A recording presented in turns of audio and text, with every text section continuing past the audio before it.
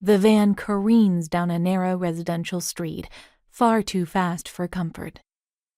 Slamming on the brakes has precisely zero effect on the speed of the vehicle, which is not good. The pedal feels spongy underfoot, even when I stomp my foot down as hard as I can.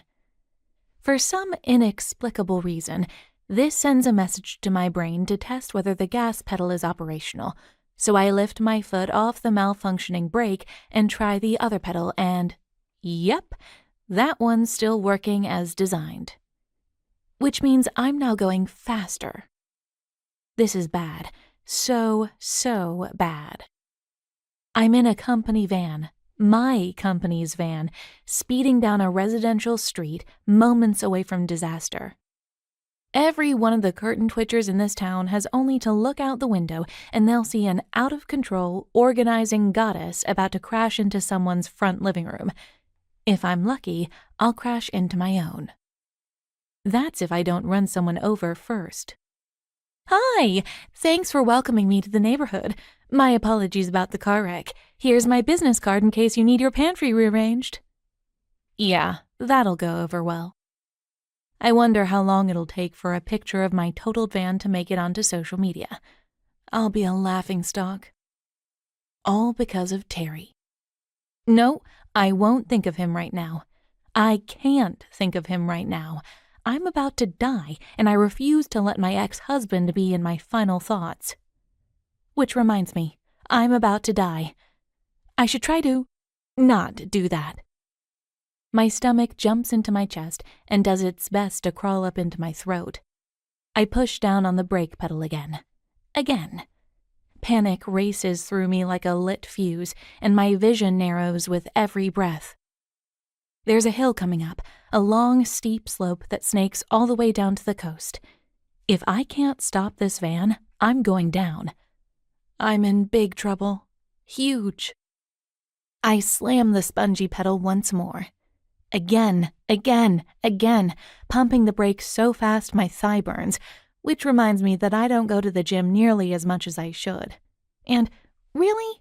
That's what I'm thinking right now when I'm not thinking about my loser ex-husband? I'm about to die and I'm beating myself up about how many lunges I've skipped lately? Which is actually not a surprise at all, because perfectionism is a disease without a cure, and I've been afflicted by it all my life. Well, there is a cure, actually. I can Thelma and Louise myself into the Pacific Ocean, except without the cavalcade of police surrounding me. Sucking in a deep breath, I grip the steering wheel for leverage and slam my foot down on the pedal in one last desperate attempt to get out of this alive. Did the car slow down, or was it my imagination? The hill looms like the dip of a roller coaster, except the loop will be my van going ass over tea kettle all the way over the seawall and into the ocean. Splash. Gurgle. Goodbye. My hometown has always been Hearts Cove, this special artsy town on the northern coast of California. It's fitting that it'll also be the place where I meet my tragic end. No, not today. I refuse to let this beat-up company van be the cause of my death. I refuse to let my ex-husband rattle me so much I can't fix this mistake and make it out alive. Plus, if I decide to ignore the panic for a split second, I can admit it's not really his fault. His phone call threw me, but it's not the reason my brakes failed. A feral yell makes it through my gritted teeth.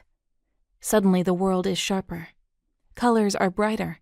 Time slows. I will not die on this hill. I need to slow this sucker down. Maybe if I zigzag, I can coast to a stop in someone's front yard. Swerving back and forth across the road, I put the heel of one palm on the horn to warn everyone in a 3-block radius that the local organizer lady is doing something really stupid. Why did I buy this piece of crap van? I knew that mechanic in Santa Rosa was full of it when he told me it was in good shape. I should have listened to my instincts, but he started running his mouth about carburetors and spark plugs, and I remembered I didn't know anything about cars.